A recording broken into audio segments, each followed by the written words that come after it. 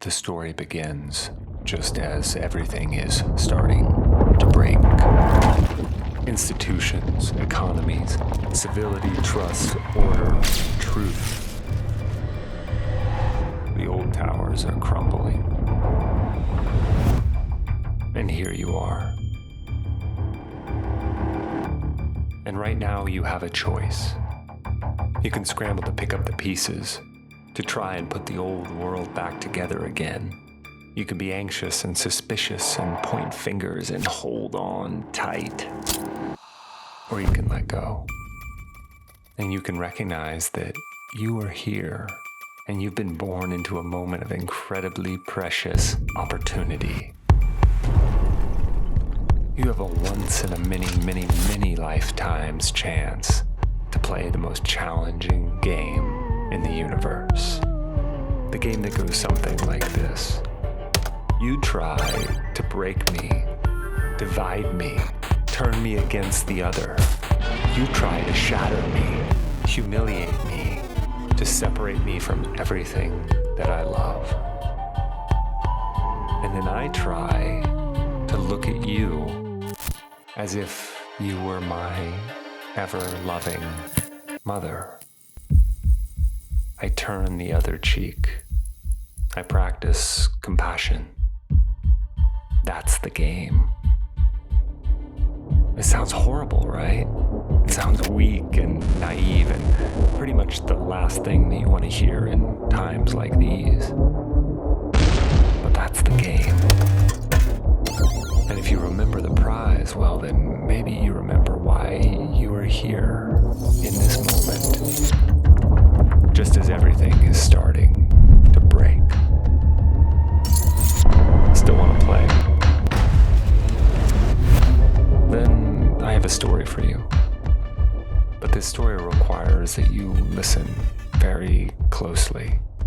So if now's not the best time, then maybe pause and come back when you have a little more space.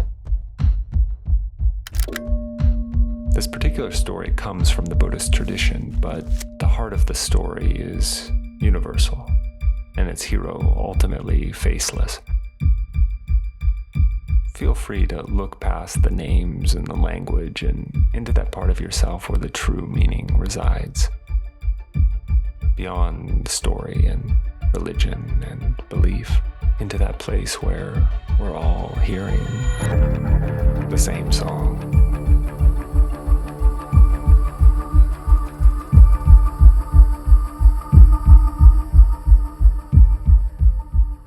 The hero of this story is the great Bodhisattva Avalokitesvara, but maybe you know him by his feminine avatar, Kuan Yin, or as Kannon as the Japanese say, or Chenrezig as he's known in Tibetan Buddhism. But his original Sanskrit name was Avalokitesvara, which can be translated as something like the Lord who looks down upon the world.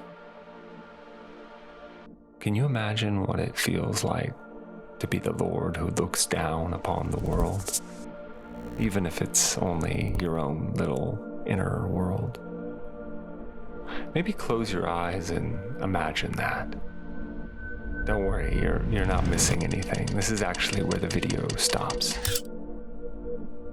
The rest of this story is only to be heard. So listen. What does it sound like to be the Lord who looks down upon the world? Is it quiet? Imagine that it was.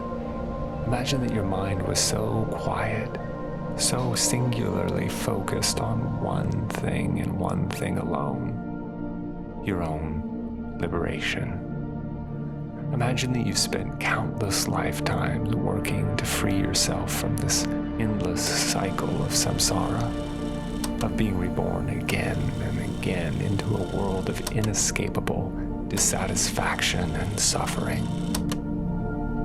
Now imagine that you've finally found the way out, the way off the wheel, out of the matrix. And this life here, this life would be your very last, your final turn before reaching the full, enlightened state. Can you imagine what it feels like to stand there on that precipice, looking down on the world, certain that nothing could stop you now until, well, something did.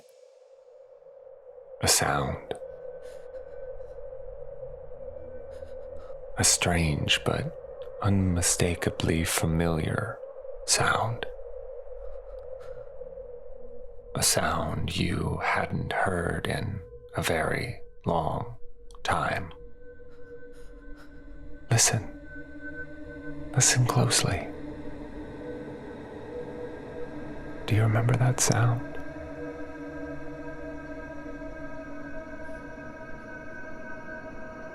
You don't remember, do you?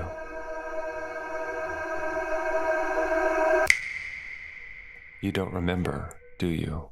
Asked your teacher, snapping you out of your quiet focus. Have you forgotten this sound? So absorbed in your meditation, so determined to free yourself from your own suffering? Have you forgotten the sounds of all those who at this very moment are crying out from below?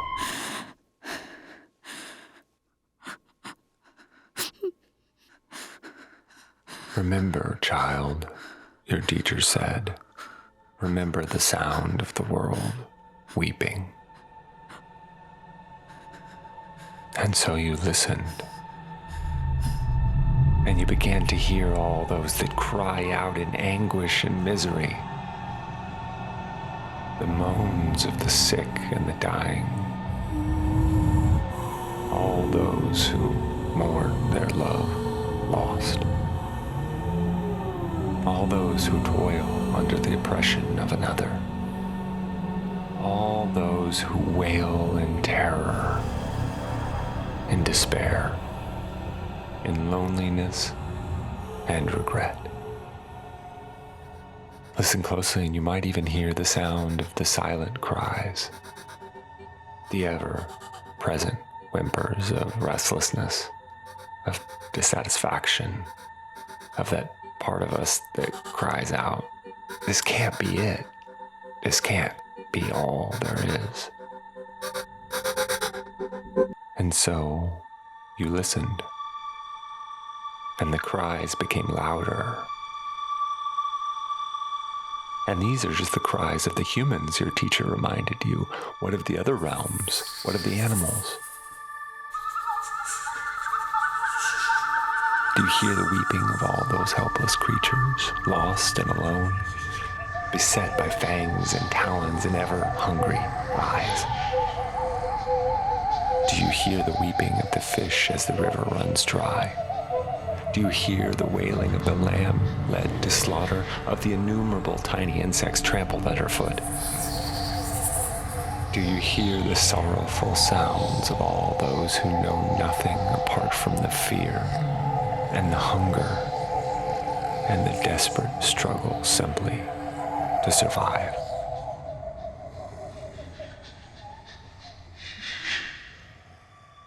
And you listened, and the cries became louder. And what of those beings lost in the realm of the precipice, the hungry ghosts that roam the lands, never satisfied, endlessly searching for what can never be found? That ultimate desire, that next high, that missing piece that has eluded them for so long. Can you hear the weeping of the wandering soul desperately searching for her beloved? How about the cries of those ghoulish spirits so drunk on the feeling of power and control that they tirelessly seek out and drink in the misery of others, having forgotten that what they now feed upon is the very thing they once longed to escape?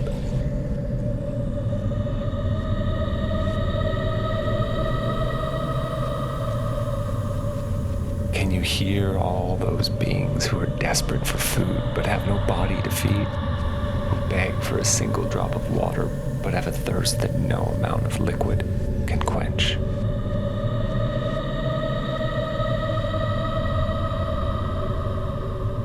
And you listened.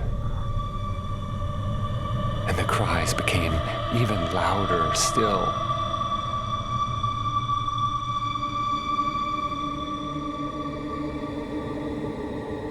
And what of those beings cast down to the lowest of lows, to the hot and cold hells, who are born and immediately experience the most intense pain and suffering and cruelty and torture until they break and bleed and shrivel and die,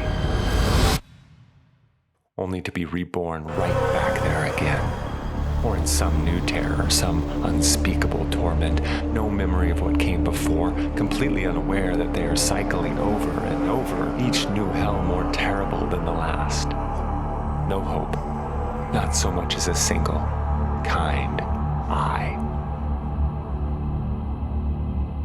Surely you can hear these horrific cries.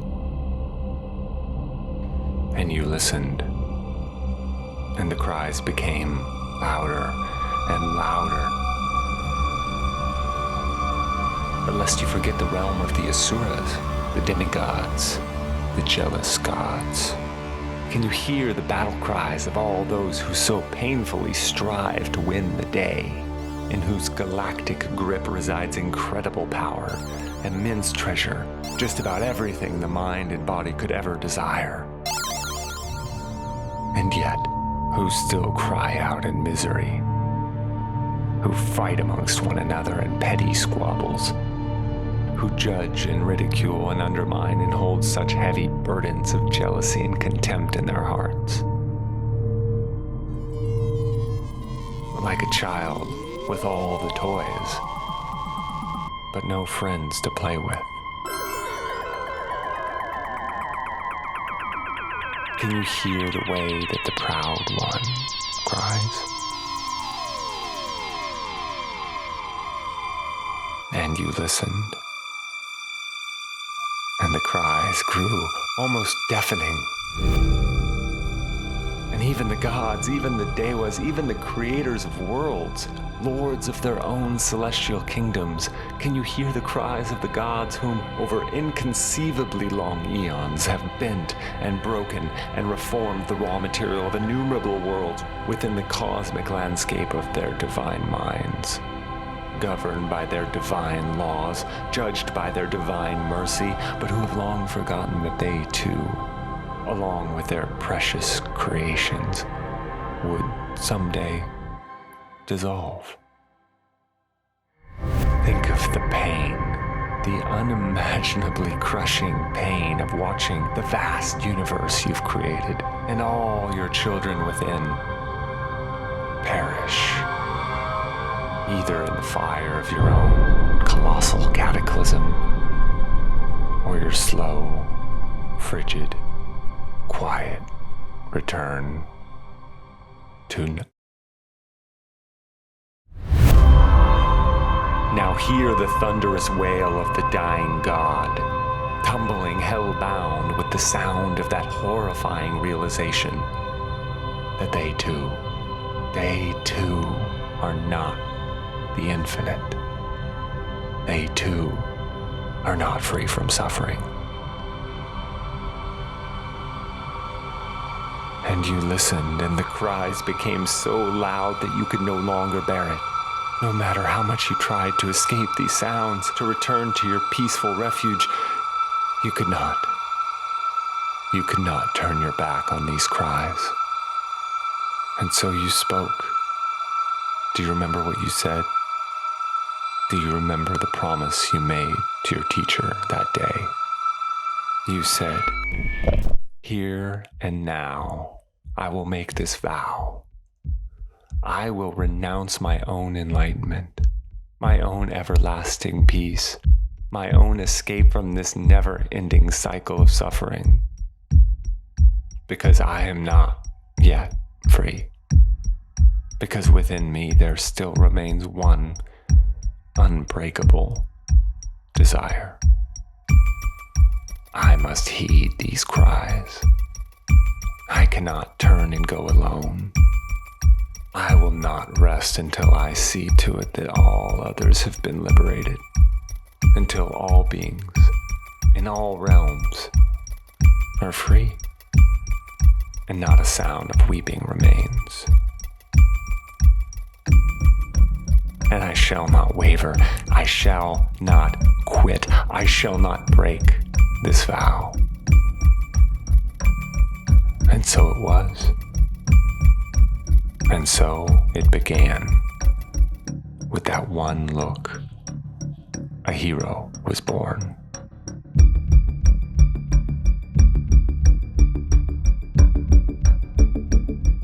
Avalokitesvara, the Lord who looks down upon the world. While looking down on something usually has negative connotations in modern English, in a different time, in a different culture, the phrase looking down brought to mind the way a mother looks down upon her newborn child. That look. You've seen that look. Can you imagine that look? Before any of the pain of life, before the realization that our parents are just human, before all the suffering has taken its toll and we're tired and weary and jaded and quick to judge, before all that was this look. The look of pure, unconditional love. Avalokitesvara. This is what it means to look down upon the world, the whole world. Remember this look. Avalokitesvara. The one who looks down upon everything as if it were their newborn child. Do you remember that look? That look on your face as you journeyed first to the fiery hills and frozen wastelands and subjected yourself to unimaginable torments. And yet, that look in your eyes remained. And one by one, the other beings saw it too. They saw those eyes welling up with love and compassion in a world entirely bereft of any such feeling. A world where even a smile was totally alien. Because what is hell but the belief that it's all about me? Look at me, look how I suffer. Look at all the horrible injustices inflicted upon me. Look at me. And so you did. And one by one, those suffering beings, imprisoned in hell not by some external devil, but by their own selfish view, finally saw what it looked like to see outside of me. Just one look. That was enough. That was enough for them to begin to remember that they too were worthy of compassion, maybe even someday worthy of love, certainly worthy of being somewhere other than this hellish nightmare. And so they were, one by one, until none remained.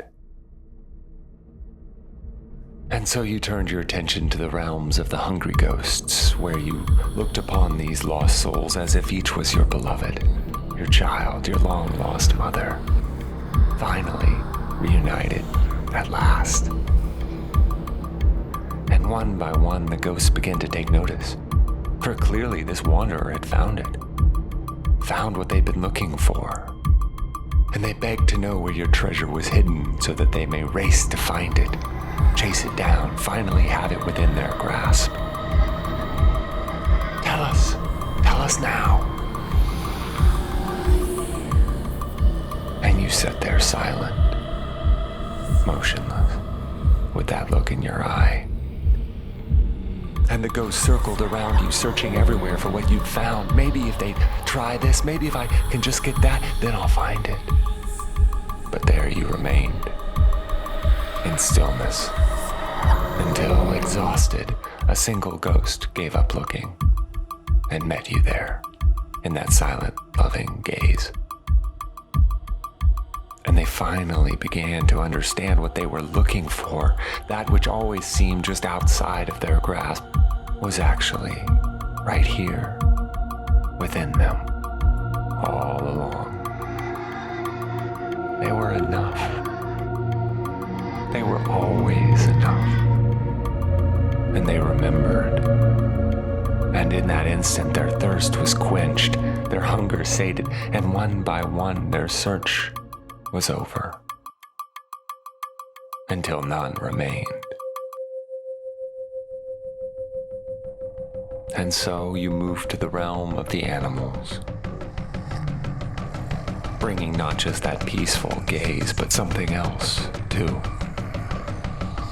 A confidence, a knowing. I've seen you there, I know I have.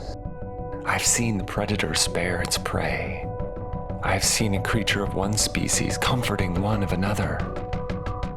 I've seen a creature willingly stepping into the jaws of death, not as a sacrifice for tribe or kin, but to declare a simple message, a primal howl shouted loud and true, to say, I'm not afraid. I'm not afraid anymore. For now I know there is more to life than just surviving. There is more to existence than blood and bone and the mechanical brain of animal instinct. I remember. I choose to remember. I choose. And every time I'm fortunate enough to witness this, I am again reminded of how you freed all the creatures of the animal realm, one by one, until none remained.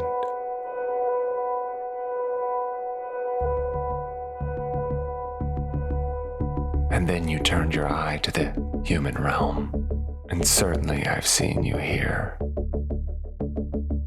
Certainly I've encountered those special souls who, with that one precious look, make me realize that no matter what happens, how bad it gets, no matter what I fear most of all, it's gonna be okay.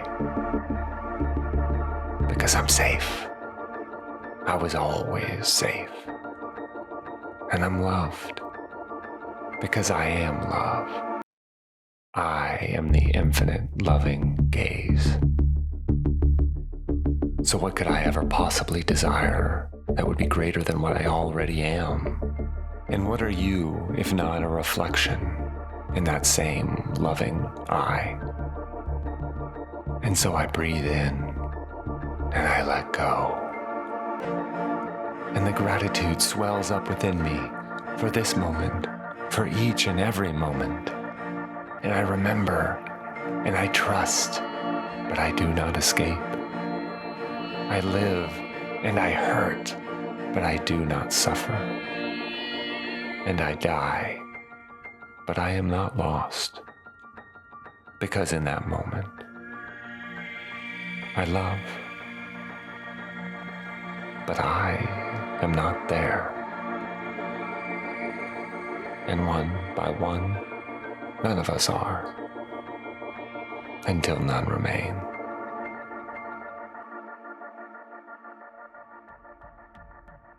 And then you look to the realm of the jealous gods.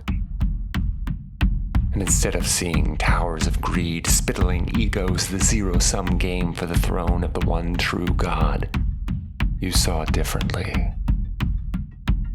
You saw children. Pure, innocent children.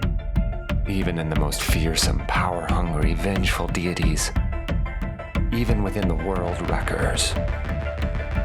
Even within the one who cursed you. Even there, you saw the purity of youth Remember, you asked? Remember back before the game had winners and losers?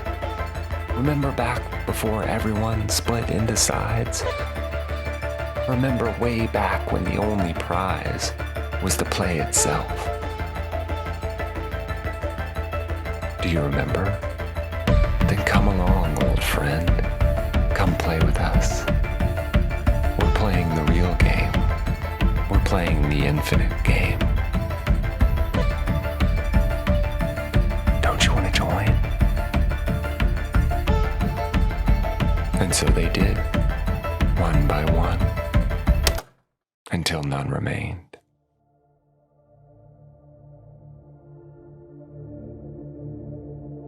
And then you finally came to the end of the road, to the realm of the gods. And do you remember what you did to bring King and Creator into the court of your compassionate embrace?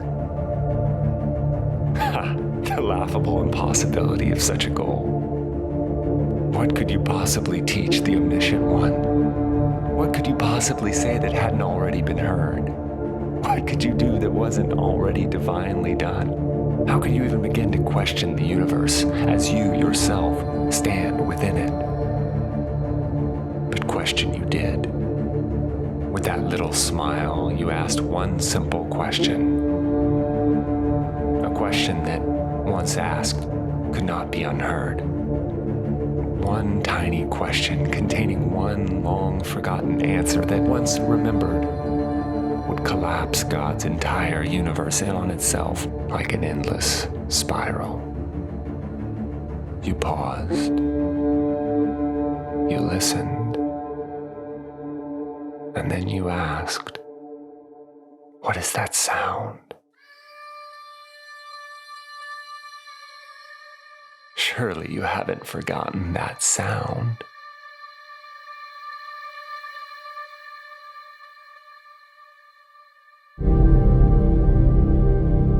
And so it was. After so many lifetimes, you reached the end. One by one, you had brought all beings into the awakened state. Your vow fulfilled, the impossible task somehow achieved. And at that glorious moment, you called out to your teacher, full of the most incredible joy. "I've done it," you said. "I have fulfilled my vow. Now I too may finally rest in the eternal, awakened state." And your teacher looked at you, pausing for a moment, and then he said, "Listen, do you hear that? What is that sound I hear?" And Avalokitesvara, to his utmost surprise, heard a single, lonely cry. "But that can't be," he said. And then he heard another. And another. No, that's impossible. I saw it with my own eyes," he cried. "I swear to you, all beings were freed." Look again. And to his indescribable horror, Avalokitesvara looked down into the 6 realms of existence and saw that they were all once again filled with suffering beings. And he cried out in a wail of sorrow that was so big that his body could not contain it. He swelled and he stretched and he cracked and he finally reached the breaking point, and with the most horrendous sound, shattered into 1,000 pieces.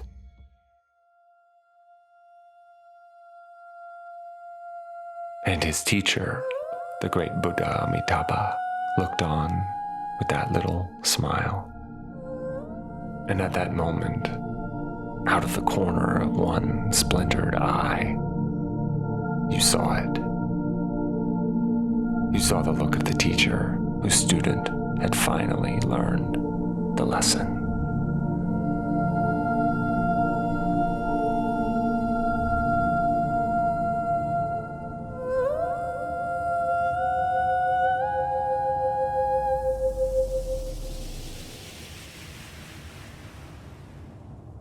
So wait, what exactly is the lesson?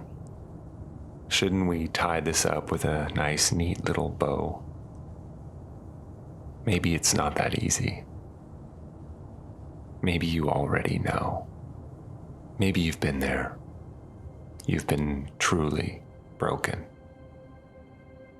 by misfortune or fate or your own carefully crafted demise. You've shattered. And now you know. Maybe it's only after my most fundamental identity, that which I think I am, fully breaks apart. Only then can I ever really understand the lesson. But maybe you already know. Maybe in your darkest hours you've caught a glimpse. Or maybe you can actually look forward to such a moment, still yet to come. Maybe in your last breath, you can finally let go.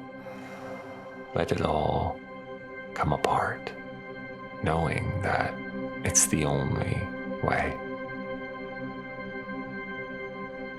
And then, out of the corner of one splintered eye, maybe you'll see it. Remember when all the pieces of Avalokitesvara came back together again? To remember, literally meaning to bring one's limbs back together again, to be made whole. And so he was, piece by piece, until he again took form, but now a new form, a magnificent form with 1,000 arms, so that he may serve even more beings in need of his compassion. And in each of his 1,000 palms was an eye, so that he may gaze even deeper into the hearts of every sentient being. And atop his shoulders sat 11 heads, so that he may now face all directions, all realms, all time. But this 1,000-armed form is only one of infinite forms that he could now assume. If someone needs to see the body of a Buddha in order to remember, Avalokitesvara immediately manifests himself in a Buddha body and preaches the Dharma for them. If another needs the words of a rich man, he immediately takes the form of a rich man and extols his self-made wisdom. If they need a humble commoner to speak the truth, immediately he becomes such a man and kindly shows the way. If they need the words of a politician, he becomes a politician. If they need a young boy or girl, then that shall become his form. If they need an angel, a heavenly being, a dragon, a nature spirit, a divine melody, a human or a non-human, something familiar or alien, immediately he becomes all of these and looks on with that same loving gaze.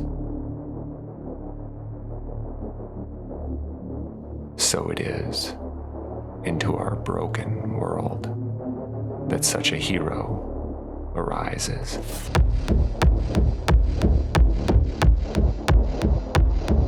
And to carry his banner, to merge with his essence, is simply to remember that no matter how ugly things get, hold on. No matter how dark the night, hold on. No matter how life breaks you into 1,000 pieces, hold on. Hold on to that look of compassion. yourself, and so too in the world.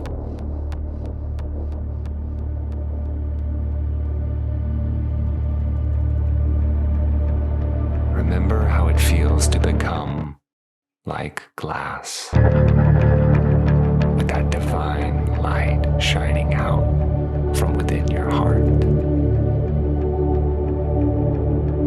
Remember that the impossible goal is just another name for the infinite game.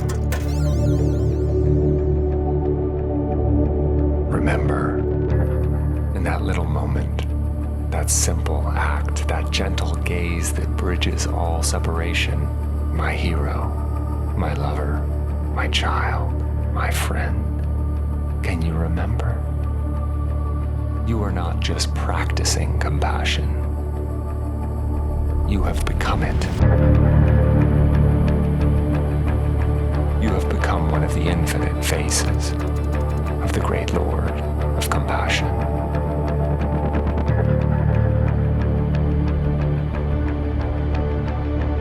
You have become what you always already were, and forever will be.